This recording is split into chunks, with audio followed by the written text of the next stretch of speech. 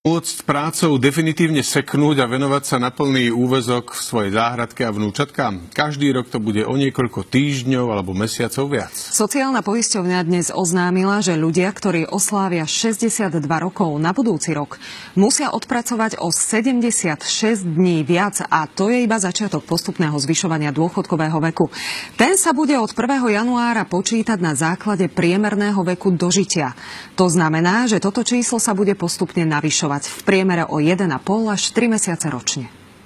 Dôchodkový vek bude stanovovať opatrenie Ministerstva práce, sociálnych vecí a rodiny, pričom to opatrenie musí byť vydané najneskôr do 31. októbra kalendárneho roku. To znamená, že napríklad dôchodkový vek na rok 2018 sa dozvieme najneskôr do 31. októbra 2017. Čiže presný dátum sa každý z nás dozvie, tak povediac, na poslednú chvíľu. Isté však je, že ja si vyložím nohy na terase až po 63. A Danka, táto bude strašiť ešte dlhšie. Pre ročníky 88 až 90 je predpokladaný vek odchodu do dôchodku až v 66. A tak sme sa pozreli na to, ako to bolo v minulosti. Pred revolúciou napríklad sa so zamestnaním ľudia lúčili podstatne skôr. Muži v 60-ke a ženy už v 57 rokoch. A keď mali deti, ešte skôr. Irena Ternauská z Michaloviec, ktorá pracovala ako zdravotná sestra v tamojšej nemocnici, je dôchodkyňou už od 55-ky. Vtedy sa išlo, ja neviem, kto mal 3 deti, tak 54, kto mal 2 deti, išlo v 55.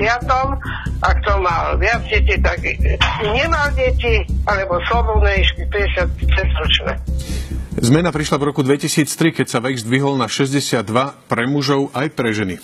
Týmto však narastalo postupne počas prechodného obdobia, ktoré trvalo 14 rokov. No a dnes je už vek odchodu do dôchodku pre obe pohlavia vyrovnaný. No a rovnakým dielom bude aj narastať.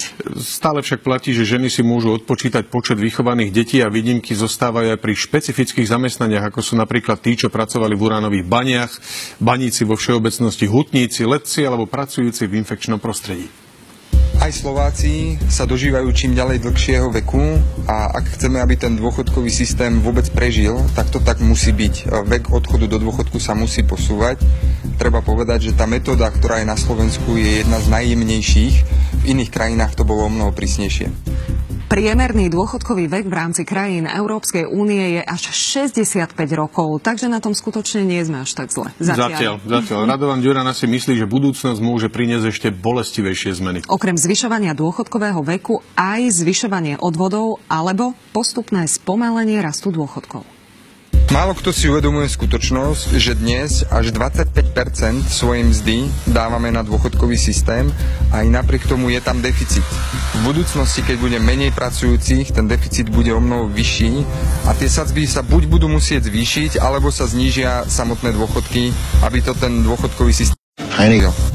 Áno, takáto je daň za to, že sa u nás postupne rodí stále menej detí, ktoré by sa u nás na staré kolená poskladali do dôchodkového systému. Budúcoroční dôchodcovia si teda dôchodcovanie musia odložiť o 76 dní. No a môžete si to aj vyrátať na stránke sociálnej poisťovne, je tam kalkulačka, na ktorú sa môžeme teraz pozrieť, ale platí to len pre ročníky, ktoré nastupujú do dôchodku najneskôr na budúci rok. Ja som tam momentálne dal svoj dátum.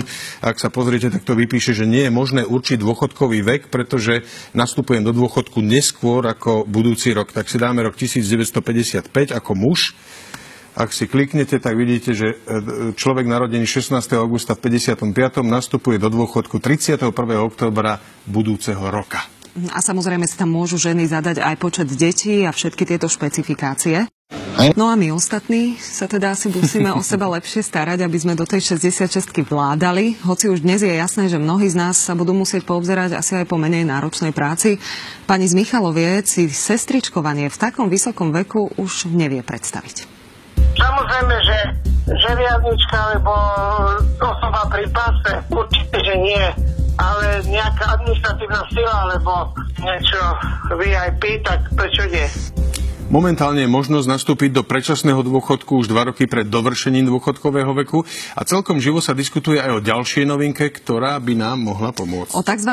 Preddôchodku, ktorý by si zamestnanci mohli financovať z 3. piliera. Vďaka tomu by sa im dôchodok nekrátil. Ale to je budúcnosť. Teraz sa vrátime k prítomnosti. Danka, poďme ďalej.